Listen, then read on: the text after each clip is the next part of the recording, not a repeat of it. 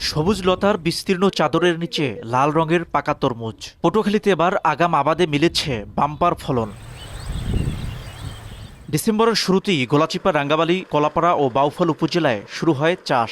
পর্যাপ্ত রোদ, অনুকূল তাপমাত্রা ও রোগবালাই কম থাকায় 2 থেকে আড়াই মাসের মধ্যেই ফলন ঘরে তুলছেন কৃষকরা। টকটকে লাল ও মিষ্টি স্বাদের কারণে দেশজুড়ে রয়েছে এ জেলার তরমুজের চাহিদা। রমজান মাসের শুরুতেই বাজারে সরবরাহ বাড়ায় চাহিদাও ভালো। পাইকারি ও খুচরা দুই বাজারেই মিলছে সন্তোষজনক দাম। এতে উৎপাদন খরচ উঠে লাভের আশা করছেন চাষিরা।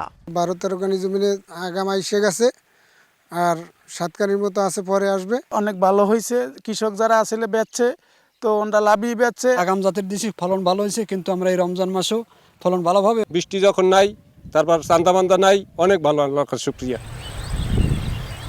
উপকূলের এই তরমুজ ঘাটগুলো এখন পরিণত হয়েছে ব্যস্ত বাণিজ্য কেন্দ্রে।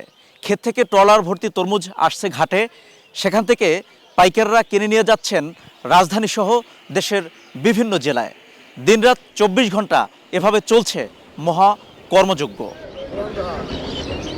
জ্বরে গুন্ডা মালটাল ভালোই উঠছে, আলহামদুলিল্লাহ ফলন ভালো হয়েছে এই বছর। সৎ যদি হয় 25 থেকে 30 হাজার টাকা কেজি, যদি 60 থেকে 70 টাকা কেজি হয়, এই রেটে আমরা বিক্রি করি। কিন্তু আমরা ক্ষেত থেকে কিনে এলো আমরা সৎ হিসাবে। প্রতিদিন প্রায় 500-600 গাড়ি লোড হয়। এখন প্রথম মৌসুম তো, সেই জন্য একটু কম মালের চাপ। পাইকারি এখানে আসে, আমরা বিক্রি করি যশোর, রাজশাহী, সিরাজগঞ্জ, ঢাকা। আবহাওয়া অনুকূলে থাকলে জেলা থেকে ফলনটির বাণিজ্য 3 থেকে 3.5 হাজার কোটি টাকা ছাড়িয়ে যেতে পারে। কৃষকদের সমস্যা হওয়ার কথা না, যদি তারা ঠিকমতো সার এবং অন্যান্য বিষয়গুলো, ম্যানেজমেন্টগুলো, যদি ব্যবস্থাপনাগুলো যদি ঠিকমতো করে থাকে, ভোক্তাদের নিকট গরমে বেশি চাহিদা থাকে, ওই গরমটা সময় তাদের তরমুজটা উঠলে তারাও ভালো দাম পাবে। তবে জেলার কিছু জায়গাতে তরমুজ গাছ মারা যাচ্ছে বলে জানিয়েছেন কৃষকরা।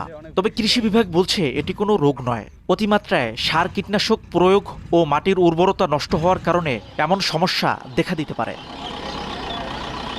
চলতি বছর জেলায় তরমুজ আবাদের লক্ষ্যমাত্রা ছিল 27,326 হেক্টর জমিতে। তবে বাস্তবে আবাদ হয়েছে 34,567 হেক্টরে।